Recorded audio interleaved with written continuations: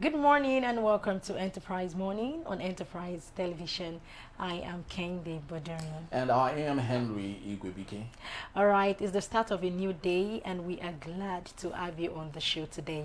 We will kick off with today's newspaper review before diving into the main conversation of the day. Trust me, you don't want to miss a moment with us. You can join the conversation by dropping your comments, liking and following us on all our social media platforms at Enterprise TV 7.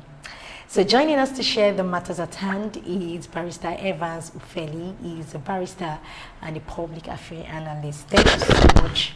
Good morning, Barrister, and we'll make you welcome. Good morning to you. Thank you so very much. So, Barrister joins us from Toronto in Canada, and we would be having our discussions today, of course, starting with our newspapers, and possibly the main conversation follows. So, which of the papers do you want us to start with? Okay, let's start with the Guardian newspaper. And on the Guardian newspaper, the big story, we have fiscal indiscipline fuels budget chaos, governance gaps. All right, we equally have the growing matters. Tinubu declines assent to central gaming bill. Okay, we have government target 2 billion naira savings in 2026 as MDAs go paperless. And also on the tax issue, tax reform role deepens as civil society demands a probe, flags concerns. All right, beside that, we have stakeholders condemn reps' refusal to criminalize vote buying at primaries. And also to health corner, Nigeria records 33 new Lassa fever cases, 18.2% fertility spike. I'd love us to start the day today with should we go with the tax reform? With the tax issue, though we have it for our main conversation, which will be stated about the lapses on that. So maybe we just, when we get to the main conversation, we'll fleshing that out. But let's go to other matters. Barrister, fiscal indiscipline fuels a budget chaos, governance gaps. Speak to us on this. I know we have overflogged issues like this, but I think it's our responsibility to keep saying it until possibly the government and those at the corridor of power get to hear us and maybe change a little bit in their desires. What's your take on this, Barrister? On which of the issue right now? You listed a lot of issues. Yes, I said on the fiscal indiscipline. Fiscal indiscipline fuels a budget chaos and the governance gaps. Yeah, you know, the president just presented the 2026 budget. Yeah. Okay. And why people are looking at the component of that budget, because every budget in Nigeria is a scandal. If it's not budget padding, you will find something irregular in the budget. Okay. Now we're adding to the list according to Peter Obi. But you see that fiscal indiscipline, it cuts across all ministries, MDAs and parastatals of government. It is because we have a huge deposit of lack of patriotism in our space. So government function or government functionaries is just about what people can get. And that in itself is a very big problem to the Nigerian society. Because if you build an economy based on what you can get, what everyone can get at every given time, it means that at the end of the day, those who are weak will be very impoverished. Okay? Those who are the indiscipline stems from the president down. Okay? Just like the tax they're talking about. How do you tax poverty? How do you tax poverty? You see, there is general fiscal indiscipline. Okay. Is it in terms of healthcare? Is it in terms of the economy generally? Even the electricity? It runs down through officers. Now you are talking about just the budget, but it runs down through officers. That fiscal indiscipline must be dealt with because no economy can run on the basis of inequality. And then you still find progress along the line. Okay? We must run an egalitarian society. Our society is not egalitarian. It is skewed and rigged against the very poor and weak. Okay? So until we watch that, until we regain our thought, our consciousness, we'll not be able to make progress as it were. Because Nigeria must be run properly. And unfortunately, the government in power today is not thinking about that. They are not thinking about that. They are thinking something different, far away from what they should be doing. And so to find an equilibrium or to find progress, government must be faithful to the people. Government must, thrive to defend the constitution that it took an oath to defend. Okay. Government must look after the very weak in society. Government must create an enabling environment for businesses to thrive. But all that, this government have no business with all that. It's running a unidirectional system where it takes a decision and runs through it like it's not leading anyone. So it's part of why the problem persists. All right, okay. Beautiful. Okay, what about, are there legal sanctions for MDAs that exceed budget limits? Yeah, well, MDAs cannot even exceed their budget limits because most times, even what is budgeted, they don't get the full money. They don't get, sometimes when they say budget perform 50% or 45%, see, budget does not mean you are going to get all the money. Budget is just a statement of intention. It doesn't mean that the government must spend all that money. It's just for planning purpose. It's for directional purpose. It's for you've not seen situation where government will budget a huge amount of money to a ministry and then release throughout the year, release less than 40% of it to them. So it's not left for them, yes, it's not left for them to go and look for how to, manage it within what is available. They have to, because resources are scarce. That's one of the elements of money, is the scarcity. Okay? So they cannot go beyond, except perhaps the award contracts, and ministries cannot even award contracts beyond certain threshold. So you are aware of that. Beyond certain, when it gets to certain threshold, they have to table it before FEC, Federal Executive Council. Certain kind of project that requires certain kind of amount of money cannot be approved just like that by the minister. It has to be referred to FEC. FEC will discuss it. Almost like in the National Assembly, they will discuss it and they can throw it out. You understand? If it's not expedient, if there's something in that ministry that is much more expedient than that particular one, it can be thrown out. But within everything, even with the limited budget release to some, they still find their ways embezzling money. You understand? So I don't think a ministry can spend above its budget. If it does that, that means I don't know how they go about it.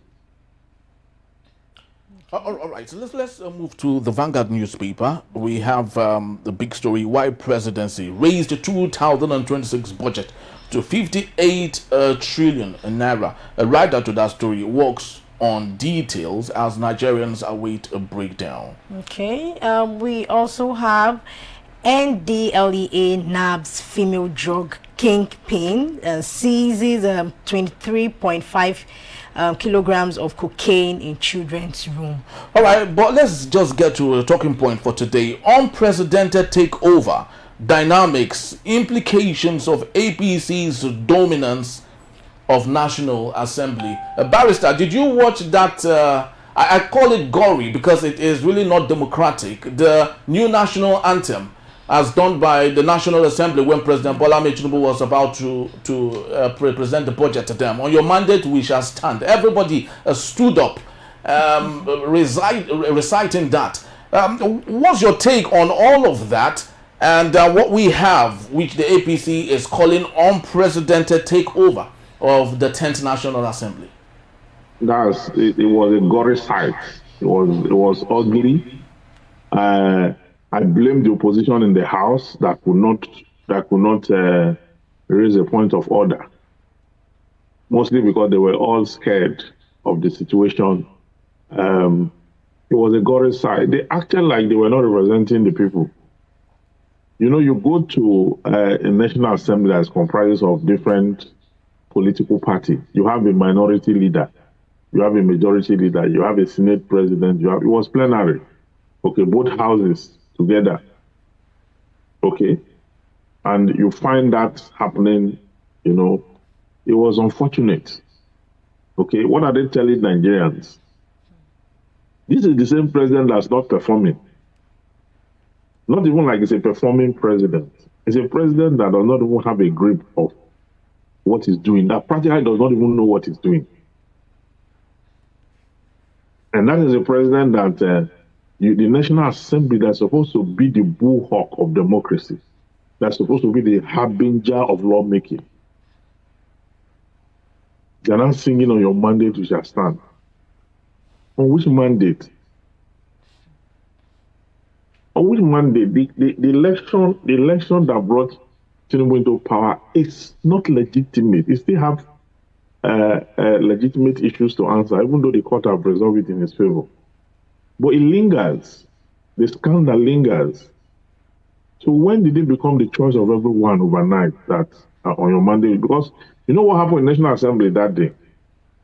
What happened is that the whole Nigeria, because the National Assembly is a conglomeration of every constituency in Nigeria. Okay? Every constituency in the country. So what happened that day was that the entire country, the entire population of 200 million plus of Nigerians actually sang that song. The moment your representative, your rep, was up on his feet, singing on your mandate, we shall stand. You, your children, your household, your family, who are being represented by your representative, was singing the same song. That's what it meant. To a president that is not performing, to a political party that have no systems or method. So you see that our democracy truly has gone bad. They just banned us from entering the US. The government is not remorseful about it. The US government called on Nigeria, stop killing yourselves. Government, take care of insurgency. Do the right thing. People came out and started castigating that they want to take our oil and they want to take this, they want to take the government also put up a defense. It's not only Christian, it's Christian, it's can, it's not can and all that. And what they said that the reason they gave is that for security reasons, okay, because people move around in the country, so for security, they don't want people to just float into the US from the country. And that was it. Millions of people had admission, young people. All that is gone till further notice. So that alone is enough for a president to resign in a country that they know what they're doing. But what we see here is on your mandate, we shall stand. So the sadness for which this brings to the heart is one that is very unfortunate.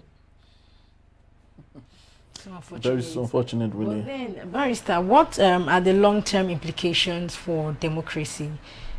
Do you think it's still going to get better, or it's going to still be the way it is? Especially with this despotic appeal that we see. No, democracy has caved in now. Democracy has caved in. What we have now is a regional monarchy. That's exactly what you have now. Yes, because it is when the king steps in that people say Kabiusi. Yeah. Right? Yes. And the king can do no wrong, right? Mm-hmm. Yeah, that anthem, that on your mandate we shall stand, is not different from say Kabiusi. Mm-hmm. It's hailings, it's praises. That's what it is now. It's a monarchical posture. You understand? So democracy is dead in Nigeria. You know, it has caved in, nobody to rescue it. Okay, no opposition. But apart from Peter Obi, there's no opposition in the whole of the country. Okay? So when you have a system that runs that way, how are you going to have checks? Who's going to check who? Who is going to check who? That citizens our citizens are being embarrassed all over the world. Okay. When you go to Ghana, we are the headline everywhere. Okay. And then we are the politicians, for want of what to eat and for the purpose of retaining their seats where they are there and not performing, they will keep, frustrating what democracy should represent. Okay? So at the end of the day, what you have is just complete breakdown. Complete breakdown. We have a complete breakdown. That is what it is. That is what it is, and that's what Nigeria is about, basically. Well, Barrister, let's take on other matters, and still from the same newspaper. Finally, this might look like a joke, but it is reality. Okay. Remaining 130 abducted Niger pupils released.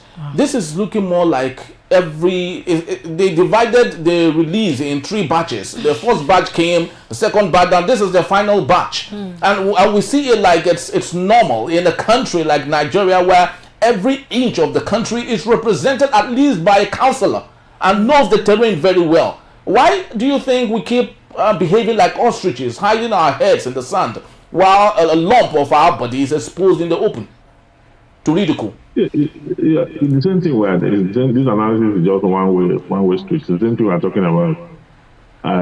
The bandits are busy releasing people kidnapped in batches based on the demands.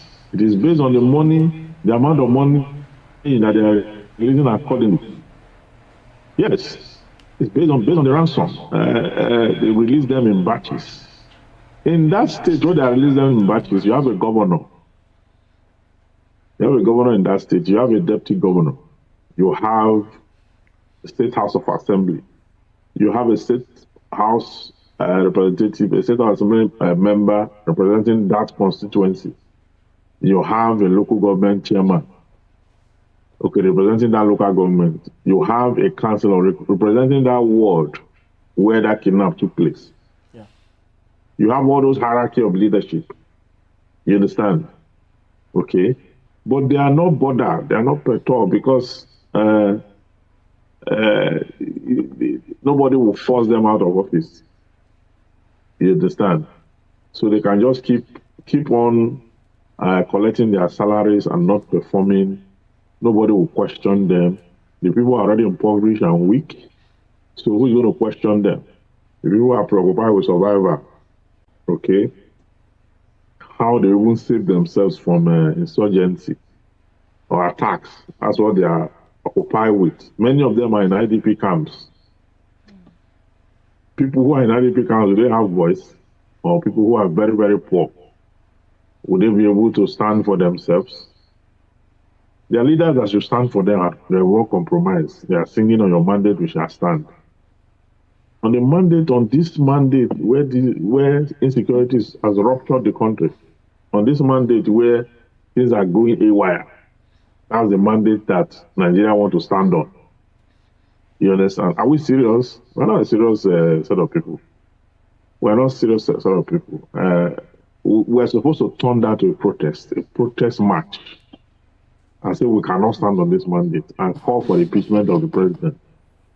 That's only what we're supposed to do, but we're doing we're doing the opposite. Yes, most definitely. There should be the desire for that. Yeah. But just before we end for this particular segment, yesterday, let's go sports, if you may. But of course, we're just going to do comparisons of one or two here. AFCON opening ceremony. But my question is, when you take a look at the city under reference, Morocco, or the country under reference, Morocco, and cities like Casablanca and other cities in Morocco, you get to see civility, you get to see intentional leadership. You don't see people who discriminately poo, in a place or another. Everything is done well. Barrister, can you explain to us? You are far away from Nigeria. What do you think we can do to start getting it right? Maybe let's start with Lagos, which hopes to be, of course, one country, one city closest to what we intend it should be like. What do you think a city like Lagos should do to at least get to 50% of what European cities look like? First is discipline. It's discipline. The people are not disciplined at all. People can be disciplined in their poverty. Poverty does not mean you should become mad and be defecating on the expressway or all sorts, okay? And they should teach this. They should teach this from the nursery and primary school, okay? And you see those who do this defecation up and down, they are those who are actually either homeless or not brought up in a good family setting. Yeah. A child that went to a private school, for example, I went through a private secondary school. It will be difficult for that child to go to the expressway to defecate. It will be difficult because of the decency in its formation, in its formative years. Okay? But for those who were not, those who didn't have that opportunity, those who just, managed to survive maternal, what do you call it now? Infant mortality accident. Those who manage to survive infant mortality, and then they are thrown into public schools, or sometimes they don't even attend school at all. They are out of school and the rest of that. They will find it decent, and they are homeless at the same time. They will find it decent to defecate anywhere. Okay, so that's one of it. Then two, there must be a deliberate and conscious effort to see that society and infrastructures are protected. In many of these countries, they have CCTV cameras everywhere. Okay? They have a very good traffic system. Their roads are good to avoid accidents. You know, you don't find trailer plying all roads. You know, that's why in very civilized cities, they have trains, and those train lines is where the trailers, they load that trailers are supposed to carry to ply the road and move with trains, but they are heavy duties. So the roads are kept for small vehicles, medium-sized vehicles and buses, okay? And then there's a conscious effort to make it clean by, having a system, okay, where people walk and protect the environment from hazards, okay, even from flood, from all kinds of hazards. There's a deliberate and conscious effort by government. When cities look like that, it doesn't look like that because it dropped from heaven. It looks like that because there's a system that ensures that it looks that way. There's a system that ensures that it looks that way. In Nigeria, we have the resources to have that done. A governor in Lagos State did it, Fashola, kept the city very clean, opened it up, and cleared it from refuse. In those days, you can't pass Oshodi. I know those who are young will not believe it. Those who are young will not believe it. In those days, before you can drive through Oshodi, it takes a lot of time because the people who are selling things on both sides, okay, they encroach into the road and they go to the center of the road and they are selling within. When Fashola came, he cleared it. He was definitive in what he wanted to do, and he took that action and brought decency to that place and the whole of the state. But today we don't have all that. Go to the Sule National Stadium. The National Stadium at Sule, you see what that place is. You see there's no maintenance, there's no innovation, most of the stadiums across the world that were built at that time, that one was built. Okay, I think it was built in the 70s. Yes, 1972, exactly. Yes, they are still being maintained to date. The one in Abuja, where Obasanjo spent a lot of money to build, that one happens to be one of the best stadiums in Nigeria. But if you go there, the last time we had the Nigerian NBA conference there, our NBA conference there, part of it is overgrown with weeds. And and the herdsmen are rearing their cattle around the vicinity and the rest of that. So that shows you how ugly it is. Abuja is fairly doing well, but now it's full of debt again. Yeah. And then the city is not managed the way it should be managed. And they're just building roads. Roads are not enough. You are constructing roads all over the place and bridges. It's not enough. How about those who litter the place? You know, if you people in Nigeria, once you step down from the bus, you can urinate anywhere. Yeah. You can't do that in civilized society. You can't defecate. You can't do all sorts, because there's a heavy fine that comes with it, and you must be caught because there are cameras all over the place. So you cannot even dispute it. If you throw dirt, it is serious fine. So we have to copy that system. It's not hard. These days, through the internet, you can even find how to put a system that will keep the place clean. But we're not serious about it. That's what I think. All right, we would leave it at this point, and just to let you know that Barrister Vansufeli will still be here to take us on our main conversation. That is when we return. From padded budget to forged laws, Peter Obi slams Tinubu government over tax scandal. That in a bit is still Enterprise Morning. We'll be right back.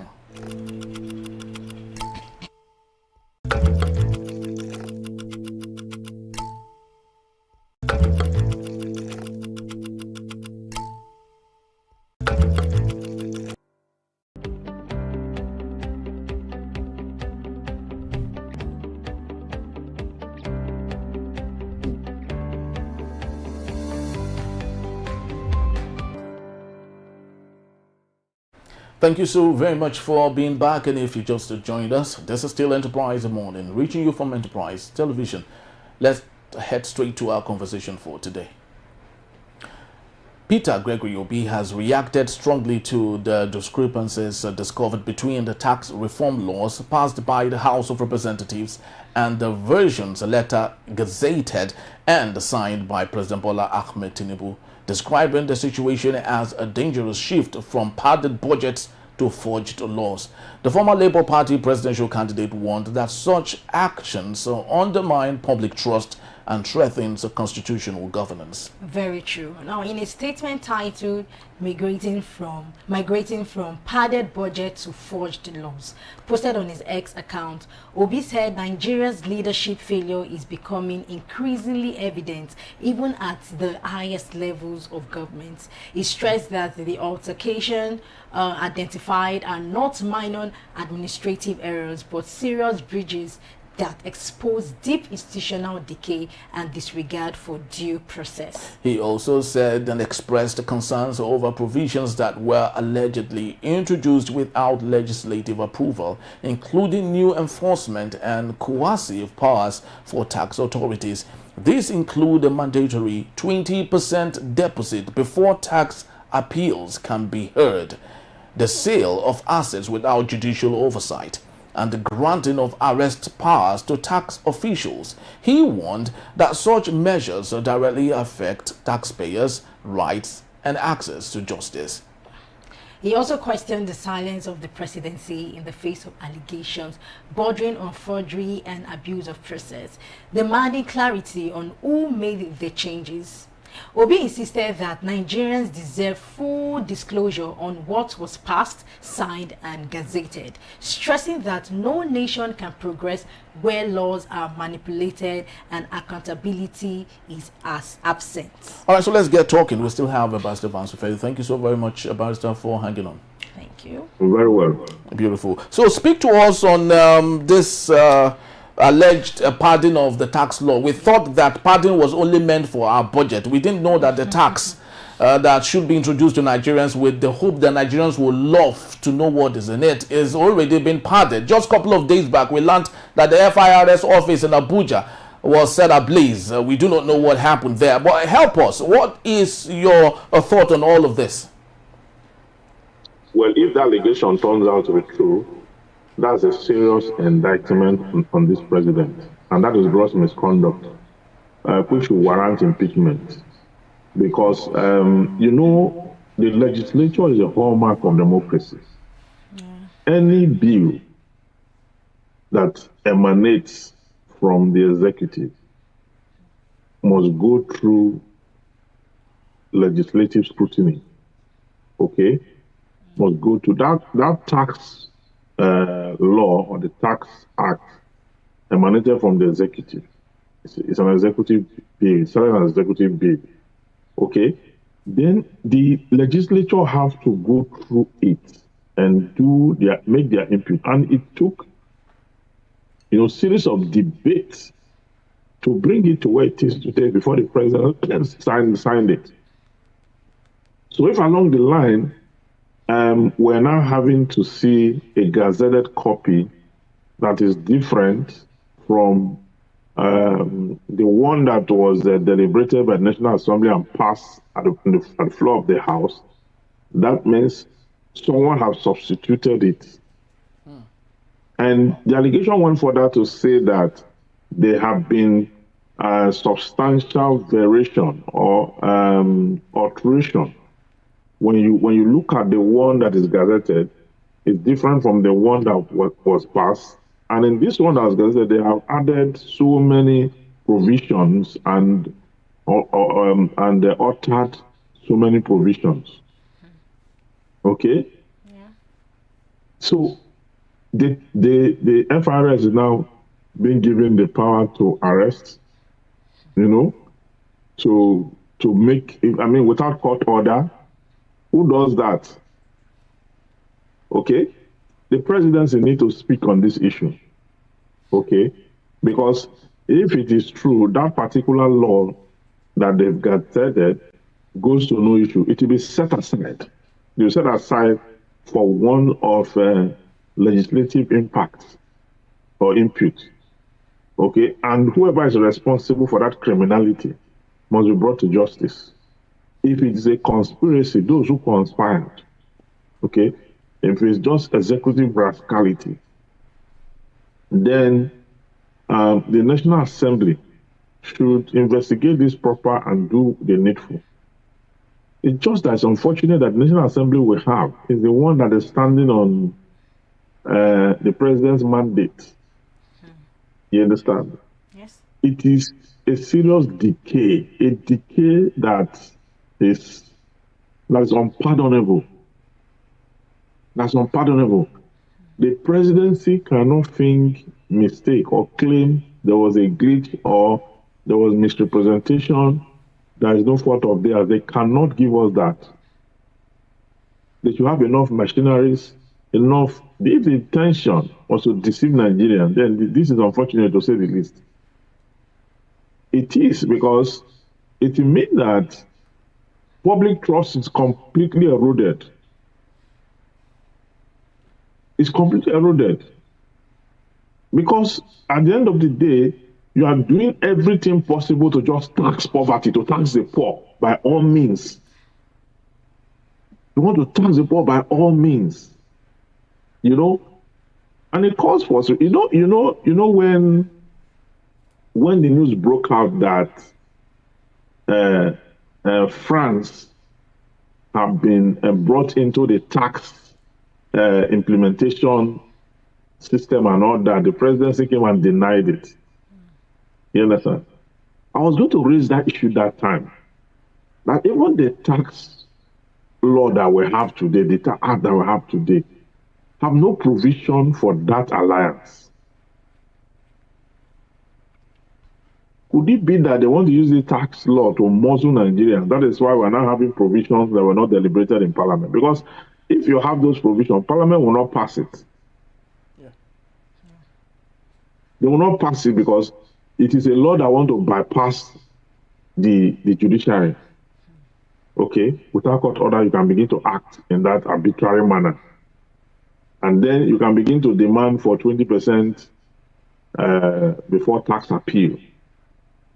So what does that mean actually? Because we saw here 20% deposit before tax appeal can be heard. What does that mean? What it means is that if you are before a tribunal, the tax tribunal, on tax evasion and whatsoever, if you are challenging government, if you are challenging government, for example, that you are not owing, you do not evade tax and all that, But the government is saying, no, you are owing this amount of money. If it is decided in the court that you are not owing, the court of first, before you go on appeal, you have to drop 20% of the money they say you are owing. Wow. Yes, that's what it means. And so it is arbitrary. It is just like this government's whole life is dependent on tax. And this is a government that are not empowered the people. That's what Peter Obi is saying. That tax is supposed to flourish in a situation, in a condition where you have invested in the people. Yeah, there's no investment. You have disempowered them. Even what they used to have before you came, you took it away. And then you're not saying that they must pay tax. However you're doing it, whatever it is, whether I say until you earn 800,000 naira, you will not be taxed. It doesn't matter. It doesn't matter. You can't tax poverty. That's the truth. There's nothing to tax under impoverished conditions. All right. I think we just lost Barrister's communication link. I would love to believe that he would be back in a jiffy, so we can, of course, continue with the conversation. And yes, just like Barrister did say, yes, you can't tax the poor. I was not coming. You can't tax poverty. Because are you telling me that a person that works in a company that earns 50,000 naira? No, they actually. I know. Now I'm just using that. Yeah. I'm just like trying to imagine some things. Let's just say, for instance, now if the government wanted to, like, go through those people that just earn like maybe 100,000 or 50,000. Now, when you look at it, you might just be raising that how much is now left, or how much will be left right now, based on these people, based on the people that are going to be paying from 800,000, people that are earning from 800,000 and all that. So someone that has plans, okay, 200,000 I will go for my savings, go to my savings, then maybe like about 100 or 150 will go for my family or my parent and all that. How much will not be left? Forget that 800,000 might sound big, but once you start taking 1,000 out of it, it's no longer 800,000. Exactly. And he said you can't tax poverty. We don't even have, some people cannot even afford 3 square meal a day. Some people take it upon themselves and say, oh no, I'll just eat only once a day, just to keep up with life. And now you're saying, okay, we should pay tax. At the end of it, and I don't know, but I feel that maybe when that time comes, like when we start 1st of January, the way I'm seeing this whole thing, people will protest about this. People will talk about this, because right now we are just, cooling off, we are just relaxing and all of that. But once that day comes and we start paying this tax, we'll now know that there are some things that should be put in place. Government would have put some things in place. I know other countries pay tax, right? But then Nigerians really ready. Are we ready for this? Because Nigerians are so used to, I have my money just for myself, and now that government has regulated this, are we really ready? I want to know about government that they are not really sure that, okay, we want this. They will just wake up one morning and say, let's give these people these things, Jerry, whether they like it or not, they will do it and all of that. But I'm just trying to say that the government should try to, be considerate in some things. Even if you don't be considerate about some things in the country, probably be economical or whatever, but at least there are some people that even for them to feed their family, Henry, they need to go extra mile. Very, very Seriously. True. We can't keep resounding some of these things because they are reality before us. Yeah. And I do not know what the interest of the president is. Well, we're happy we have a Barrister back. Thank you so very much, Barrister. Sincere apologies for that little break. So you were on to your thoughts. You can finish up on that, please. Yes, I'm saying that. How do you tax poverty? Taxation is supposed to come from a place of empowerment. And so if you have not empowered people, why should you tax them? That's just my thought about it. That when you invest in people, you create an enabling environment for businesses to thrive. You make the ease of doing business flourish.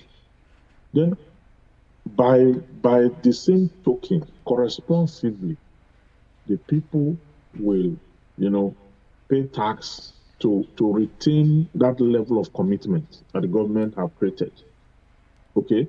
But when the government isn't doing much for them, when the government's actions, policies, and inactions have put them in more poverty and have made things more difficult for them, and it goes in a wide voyage of its own, frolic of its own, to come up with laborious tax laws, like that is how to solve the problem, and then engage France by the back door when our laws do not make provision for that, and refuse to release that MOU to declassify it.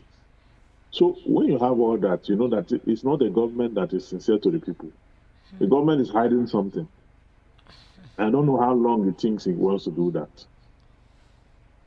Yes, of course. We spoke on the legitimacy of the president himself, which you duly stated, even if the court had given it to him. But at this point, what do you think Nigerians can do to a leader who knows, who is conscious of the fact that, let's even assume, that he wasn't supposed to be there, but he found himself there. At this point, what do you think Nigerians can do? Because for such a personality, he is not answerable to anyone. Nobody gave him the position. He gave it to himself. So what do you think Nigerians can do at this point to salvage the situation and help themselves? Nigerians should rally around Peter Obi and the energy that he brings to the table. This is not about opposition. This is about doing the right thing. Okay? Nigerians should rally around Peter Obi right now and call for investigation of that matter. Independent investigation, not the one that we carried out by government and they keep lying to us. Okay? It has leaked already. Even the National Assembly, they've seen it that what they passed at the floor of the National Assembly is different from what was gazetted, what the executive intends to use. We have just few days to 2026. Okay? The one that is gazetted goes to no issue. It's not the law that was passed, and so it cannot be used. So as we get into 2026, they have to suspend this tax law. It has to be suspended pending when investigation is carried out and concluded on the one that was passed by the National Assembly. That is what it is. Because any attempt for them to try to enforce this particular law against anyone will lead to litigation. Because the two documents are already in the public domain now.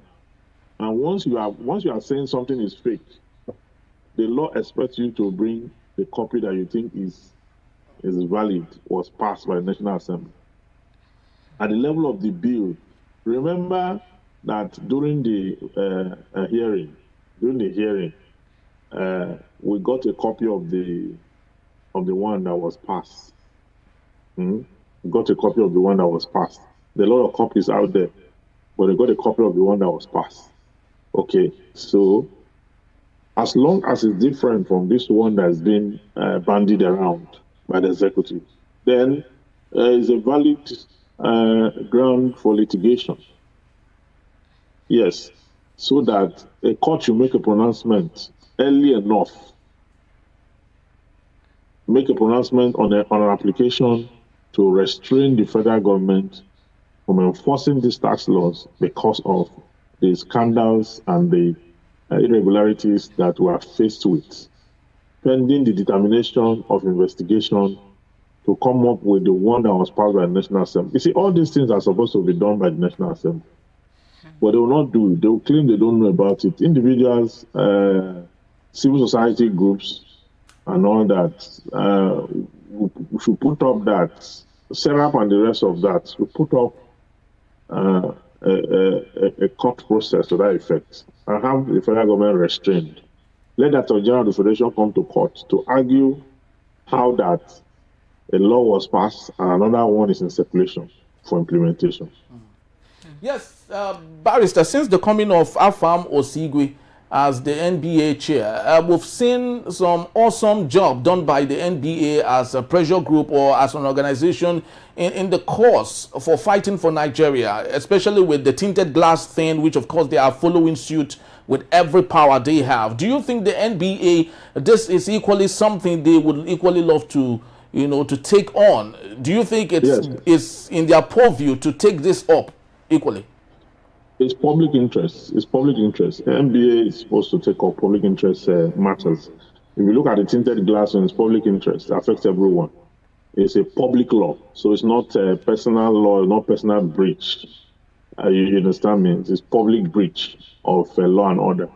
This is also public breach. So the NBA can do that. I don't know the position of the NBA right now on the matter, but it's something within their purview to take up. And I take it through. We need an order of court first to restrain the government from implementing that law this January. Okay, this January I'm going to get into, because there's a scandal around it. There's substitution somewhere, criminal substitution of the rights legislation. So it must be followed up with rigorous energy. This is the time that Nigerians should come out there. This is not the time to say, I belong to a political party, APC or PDP or whatever. That is not the time for all that. Because I know how stupid some people are. This is not the time for all that. This is the time to look into that document and get to the root of it. Who did what they did, when and how? Who are the culprits? Okay. Who sponsored that conspiracy? Well, that's a coup. Okay. It's a coup on the financial and tax situation of our common collective. Okay. And that insults everyone. So the persons must not go unpunished. Okay. And the presidency cannot insulate itself from liability, because they are the ones that gazetted it. They cannot insulate themselves from liability. They should be able to know the right document. The right document that came to the president's table for assent. That should be the document that should be gazetted, not something else. So if anybody have modified any other thing, and the president signs it, culpability lies in the presidency and everyone responsible. But Barrister, don't you think it's to unravel all of these things is actually funny? The now popular pastor who was going against the Christian genocide, the pastor from Jos, I guess Pastor Palm or something, he said on an interview that he is sure that this tax thing will not work because it is not going to favor the core northern part of Nigeria. And of course, we saw it took the power of a northern representative to indicate or notice or observe the little discrepancies in that particular thing. So do you think that at this point the North is leading in Nigeria when it calls for things that does not favor them? Don't you think it's equally quite challenging that no Southern representative was there to voice out some of these things, even if they saw it? Now, Peter Obi voiced out. We are discussing it. Peter Obi was the one who even brought it to the public domain. The Northern guy was the one who brought the issue of the MOU out, issue of the MOU with France and all that. Okay? I know the North kicked against this tax. Yeah, from the beginning. I loved. But yes, they kicked against it. You know, they had a special session. There was a time they had a special session because I think the governor of Kebbi or Gombe was fiercely against it. Yeah. And they had a special session wherein they had to amend those concerns. They amended those concerns. Okay, and then it passed. They now had to, their representatives have they acceded to those clarifications and those amendments. Yeah, and that's why it passed. They told us that we would regret it. I still remember they told us that we would regret it. They did because they don't see it as, and I agree with them. You see, I commended that tax that time, but I've always had a clause, and the clause is protecting the revenue, okay, and the tax sovereignty. Okay, those two issues, I raised it. Tax sovereignty and that the government should create an enabling environment to make business to thrive. Yeah. There's no ease of doing business in Nigeria. Anywhere you don't have electricity, it is a hiccup against a business in Nigeria, in anywhere where you don't have electricity. So when they talk about ease of doing business in Nigeria, they will be referring you to we have worked on the Corporate Affairs Commission. If you want to register a company, now it takes 2 weeks and all that. That is not the ease of doing business. They refer to that as ease of doing business. That is not ease of doing business. That is ease of registering a business. The ease of doing business has to do with the amenities that allow business to thrive, so that companies will not spend a huge amount of their resources on energy. They will not spend a huge amount of resources on transportation, because you don't have a good transport system. So transportation and energy is a huge cost to industrialization. So when you don't have these two, you cannot say you have a country where there's ease of doing business. You can't say that. Registration of companies is different entirely. In fact, in America, you can register a company in the morning and use a certificate to get a contract in the afternoon. Just submit, and you don't even need to go stand anywhere, online. Okay. Yeah. So that is not why it's a place I would say you have ease of doing business. We say the place because there's electricity, there are good roads, transportation system is okay, and the rest of that. So that makes it to flow.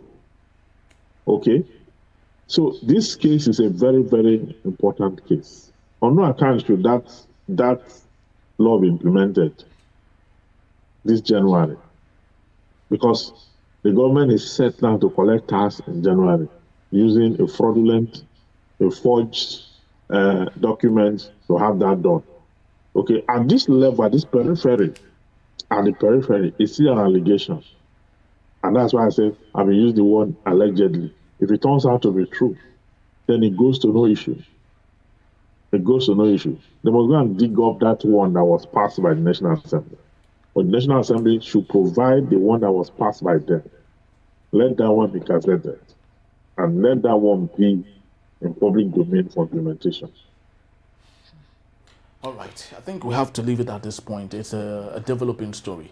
And right here on Enterprise Television, we promise to bring them to you as it unfolds. It's a very complex one. Nigerians are here to understand what the tax is about and why they should even pay in the first place. So a lot of education and information needs to be passed across, which has not been done yet. The latest we have is that the federal government selected 20 social media activists to help them. That is not a way, that's not a conduit to even pass information, properly. But